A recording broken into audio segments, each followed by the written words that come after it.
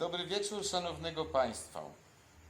Na początku chciałem zakomunikować, że ten materiał wideo to chyba lepiej nie oglądać, bo to jest pewnie szkodliwe dla wielu ludzi, którzy dalej mają założone na nosie różowe okulary i wierzą w bajkowy świat. Dlatego, jeśli ktoś nie czuje się na siłach słyszeć prawdy, lepiej, żeby tego nie oglądał. A więc przechodzimy do tematu. Różowe okulary. Zastanawia mnie fakt, dlaczego tak dużo ludzi pozwala się tak po prostu oszukiwać, mamić, przyjmować chyba swoje marzenia i wyobrażenia o świecie, jakie są po prostu nieprawdą. Nie ukrywam, że oglądałem i oglądam wiele różnych kanałów od ludzi, którzy mieszkają przeważnie w Azji, też kilkoro w Afryce, i wszyscy przedstawiają Wam idyliczny, piękny, cudowny świat, który na Was czeka z otwartymi rękami, z pięknymi widokami, z hotelami, z basenami i z przeżyciami, które możecie tam dostać praktycznie za darmo. To znaczy, jest Wam to tak przedstawiane. Przyjedź tutaj, życie jest bardzo tanie. Piękny dom z basenem nie kosztuje Cię prawie nic. Wystarczy, że masz na koncie 50 czy 100 tysięcy złotych, czy możemy to też na euro przeliczyć, i masz życie najlepsze, jakie sobie możesz wyobrazić. Więc chciałem Was z tego błędu wyprowadzić. To jest totalna bzdura i nigdzie coś takiego nie istnieje. Ja wiem, że można wszystkich mamić pokazywaniem widoków wodospadów, pokazywaniem widoków oceanu czy morza i pięknej plaży, ale to jest za mało. Żeby gdzieś żyć i żeby egzystować, trzeba się zmierzyć z problemami, jakie powstają po przyjeździe do tych krajów. A więc tak, ktoś z Was stwierdził, o jak pięknie jest w Azji, o jak cudownie jest w Afryce. Pakuję się, sprzedaję wszystko, wyjeżdżam, zaczynam nowe życie. No dobra, okej. I co, kupiłeś bilet, wsiadłeś w samolot, wysiadasz na lotnisku i co? I co dalej? No najlepszą drogą byłoby najpierw zabukowanie jakiegoś hotelu albo jakiegoś pensjonatu na przynajmniej 2-3 tygodnie, żeby się rozejrzeć i zobaczyć, co dalej. A więc masz już ten bilet w kieszeni, wsiadasz do samolotu, przylatujesz tutaj i najlepiej byłoby, żeby ktoś na Ciebie w tym kraju czekał i pokazał Ci, jak choćby masz się dostać do hotelu, bo już to jest wielkim wyzwaniem. Czy to w Azji, czy to w Afryce. Uwierzcie mi, jak myśmy tu przyjechali, podróż z lotniska do hotelu zajęła nam ponad godzinę, a jechaliśmy z człowiekiem, który tutaj mieszka. Więc to już było wielkie wyzwanie. No tak, poznaliście kogoś, ktoś na Was czeka na lotnisku, jedziecie do hotelu. I teraz następne zderzenie. Jeśli jesteście przygotowani na wydanie dużo pieniędzy za hotel, to będzie fajnie, będzie ładnie.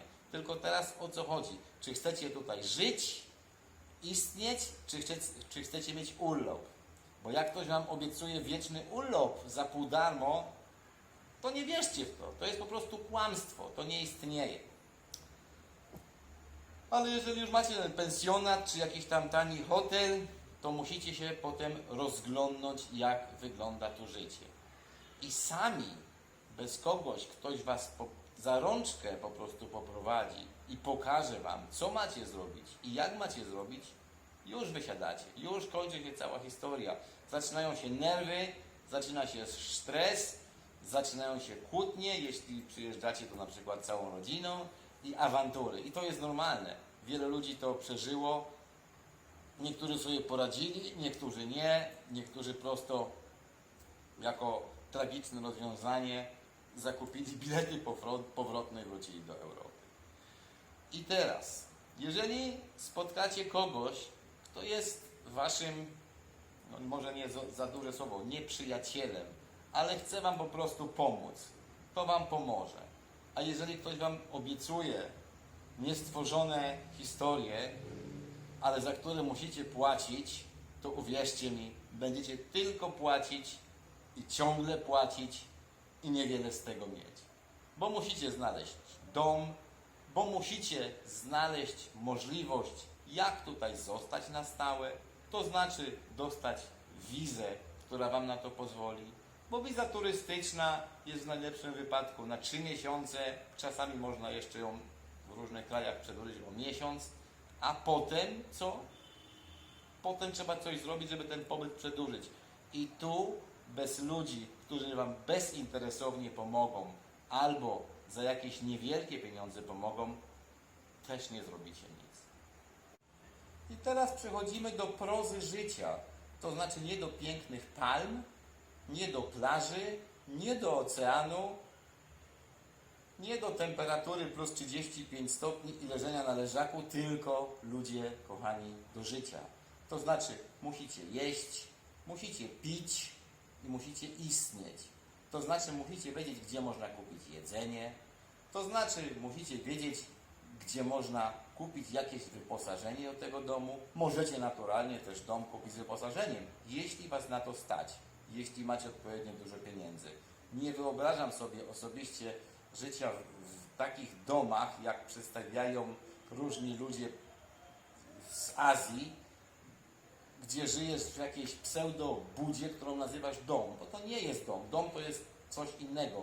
Do takiego standardu jesteście przyzwyczajeni w Europie, że żyjecie w domu, gdzie macie pewne wyposażenie, czujecie się komfortowo. Nie wiem, czy ktoś się z was będzie komfortowo czuł, jeśli będzie żył na jakimś poddaszu, bez okien i jak przyjdzie pierwszy większy deszcz, to jest wszędzie mokro.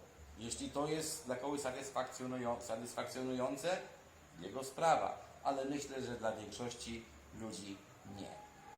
Dlatego jeszcze raz chciałbym wam powiedzieć, nie wiem, zakomunikować, może nakrzyczeć, że najwyższa pora zdjąć i odstawić na bok te różowe okulary, że życie na innym kontynencie absolutnie nie przypomina życia w Europie, no chyba że ma się bardzo dużo pieniędzy.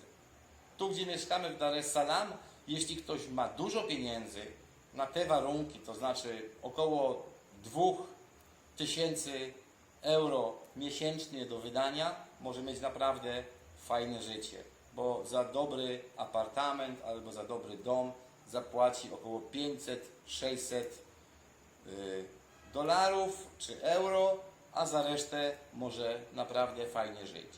Ale jeżeli ktoś chce żyć na takim poziomie, do którego może był przyzwyczajony, to znaczy jakieś podróże, miłe spędzanie czasu, musi mieć tych pieniędzy znacznie więcej. I tu przechodzimy do następnego tematu, który jest wam przedstawiany według mnie jako totalna bzdura.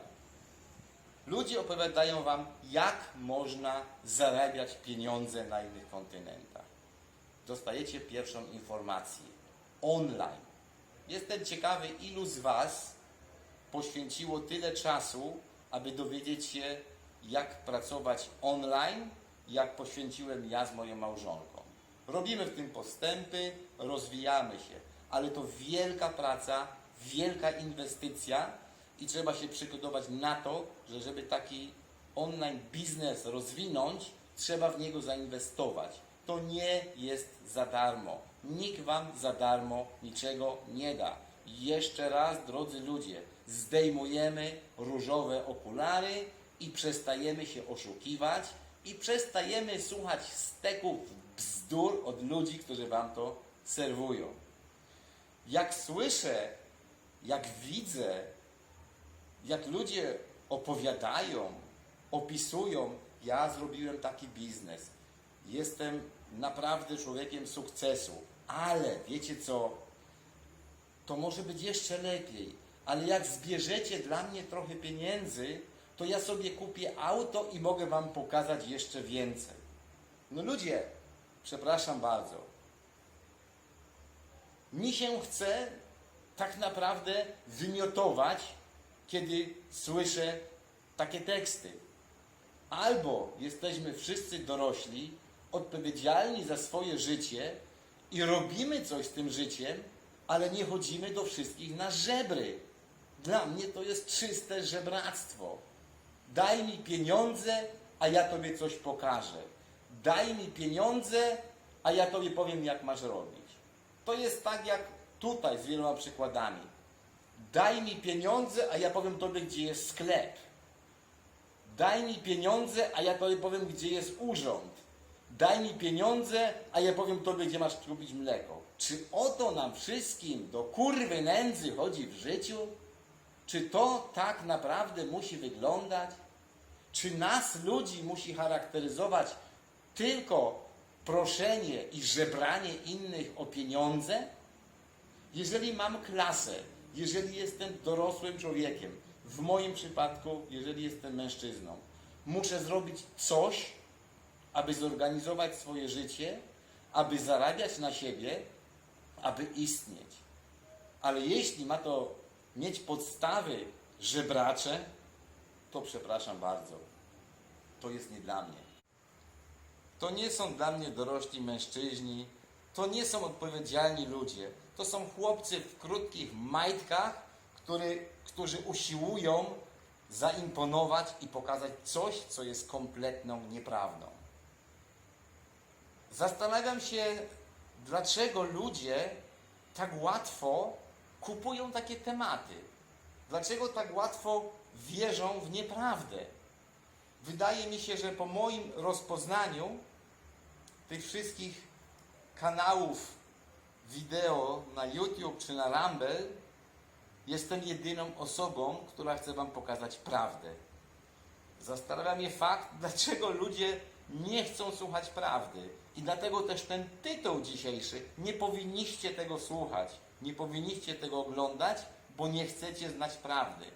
Każdy chyba próbuje żyć w złudzeniach i w swojej imaginacji, że świat wszędzie jest piękny, przyjazny i umożliwiający za pół darmo życie na świetnym poziomie. Jeszcze raz powtarzam, to jest nieprawda, to jest kłamstwo. Im dłużej tutaj mieszkam, im dłużej poznaję coraz więcej ludzi, choć też staram się ich nie poznawać zbyt dużo, bo większość ludzi jest naprawdę fałszywych, ale tych, których poznaję i poznałem, przedstawili mi bardzo dużo, chociażby ze swojego życia. Jak widzę, ilu facetów tutaj poznaje kobiety z tego państwa, którym są, żenią się z tymi kobietami w przeświadczeniu, że dostaną wizę, która umożliwi im życie w tym kraju, że będą mogli kupić jakiś dom, wybudować jakiś dom. Skąd takie przekonanie? A może lepiej najpierw poznać przepisy prawne, a może lepiej posłuchać kogoś, kto Wam dobrze radzi i troszkę się w tych przepisach prawnych zorientował dla samego siebie i dla Was między innymi też. Bo potem przychodzą niespodzianki. Zostajecie z niczym i nie wiecie, co macie ze sobą zrobić.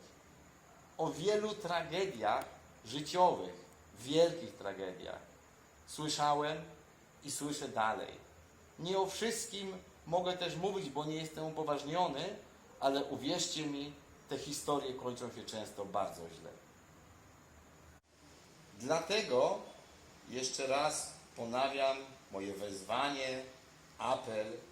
Ludzie, jeśli chcecie wyjechać na inny kontynent, bardziej egzotyczny, chodzi mi przede wszystkim o Azję czy Afrykę, nie nastawiajcie się na to, co jest Wam przedstawiane. Życie tutaj jest definitywnie twardsze, niż sobie to możecie wyobrazić. Oczywiście, można odnieść sukces, można fajnie żyć i tym życiem się cieszyć. Ale to wszystko zależy od Was, jak Wy się na to nastawicie. Jeśli będziecie walczyć i dużo z siebie dacie, to wygracie. A jeśli będziecie liczyli na to, że coś Wam przyjdzie samo, bo tutaj jest tak łatwo, to jesteście w wielkim błędzie. I wszyscy, którzy Wam to mówią, nie są w błędzie, ale o tym doskonale wiedzą. Dlatego taki krótki wykład dla Was. Chyba dlatego, że mnie tak to wszystko denerwuje, kiedy to widzę, czytam albo oglądam. A ja życzę wszystkim ludziom bardzo dobrze. Nie chciałbym, aby ktoś niepotrzebnie stracił w życiu coś, czego nie musi tracić. Możesz wygrać, ale możesz przegrać. I wszystko zależy od Ciebie, a nie od innych. To takie moje ostatnie przesłanie. I jeszcze raz, lepiej tego nie oglądać, bo ja przedstawiam Wam tylko prawdę.